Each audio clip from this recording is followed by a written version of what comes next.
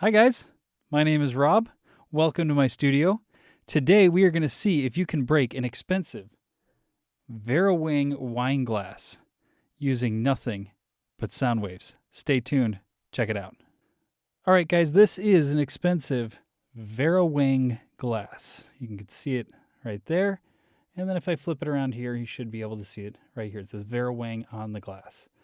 So this is not a cheap glass. In fact, here's the price on it, $45 just for a single glass. It is a crystal glass, and we're going to do some tests on it, and eventually we're going to break this thing with a sine wave. All right, the next thing we're going to do is find this glass's resonant frequency. The way that we do that is we get a dab of water on our finger, and we rub it around the rim of the glass. Soon the glass will make a sound, and that sound is the resonant frequency. Once we know that resonant frequency, we can create that kind of tone with like a sine wave and hopefully break the glass.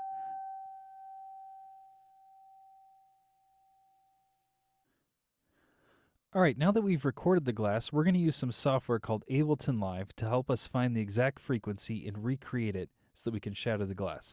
So the frequency can be found using a spectrum analyzer. So that's what this is here. It's called a spectrum analyzer. And you'll notice that as I move my cursor around, in this lower left-hand corner, it tells me what the exact frequency is in hertz that my cursor is over, and it also tells me what note I'd have to play on a keyboard to hit it, recreate that note.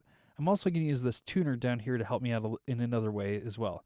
So I'm going to replay the sound of the glass, and you'll see that right there, we're at about 775 to 790 hertz. 790, 775. It also tells us we're at about a G4. Now, if you were paying attention down here, you would have seen that we're a little bit flat. This would be right on a perfect G4 note, but it's telling us we're a little bit flat.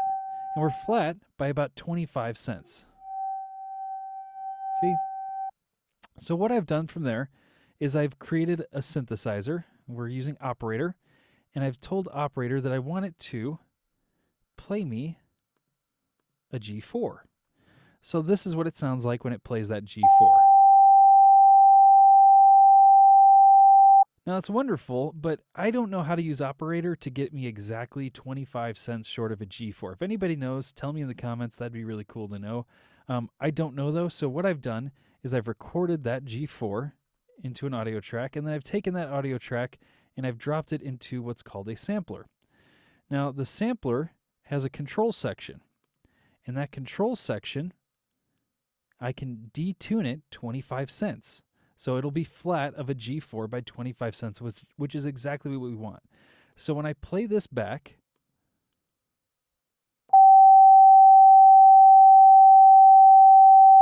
notice everything was perfect. I'm at about the right number of hertz. I'm at a G4 roughly. So if I hover my cursor over it, it's about a G4. And if you come down here, you'll see that it's about 25 cents short, which is perfect. That's exactly what we want. And in fact, if I play both of these sounds together,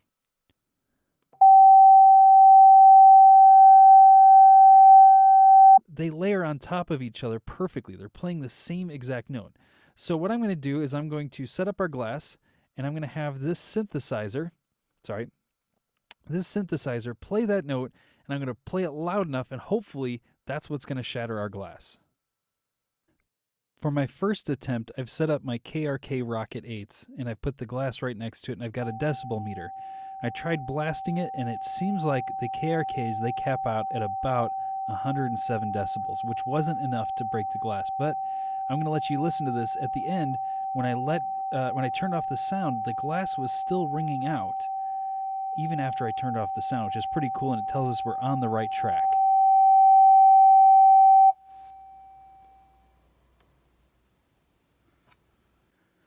For my second attempt, I used a giant JBL speaker that was doing about 120 decibels. It shook the glass enough that the straw was flying out of the glass.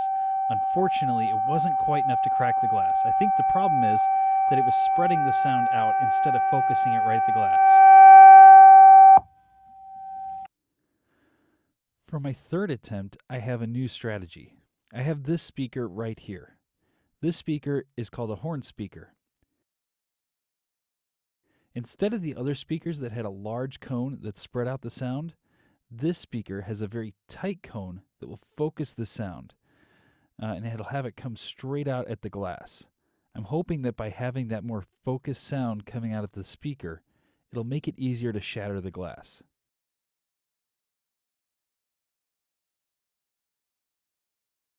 Now to hold this speaker up, I have two small metal bookends.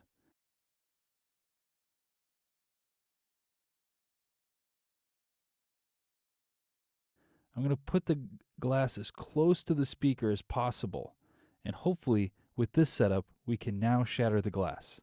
Let's see how it does.